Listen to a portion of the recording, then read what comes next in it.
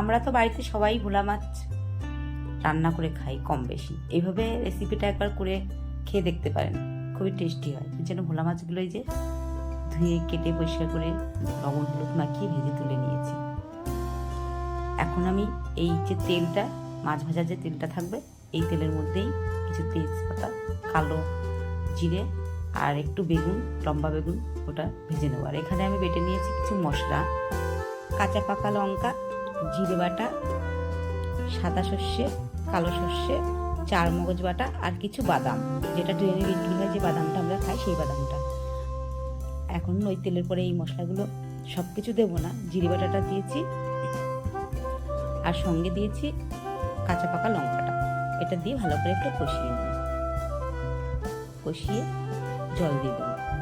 জলটা আমি দিয়ে দিয়েছি, আর একটু জল দিয়ে দেবো আমি পরিমাণ মতো, যে যেটুকু ঝোল খাবে। ঝোলটা আমার জাল উঠে গেছে, এখন ছেড়ে দেবো মাছগুলো দিয়ে আর একটুখানি চাল দিয়ে দেবো।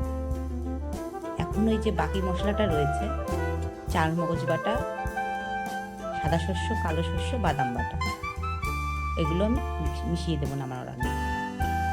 সঙ্গে একটু কাঁচা তেল দিয়ে দিয়েছি, উপর দিয়ে ছিটিয়ে নামিয়ে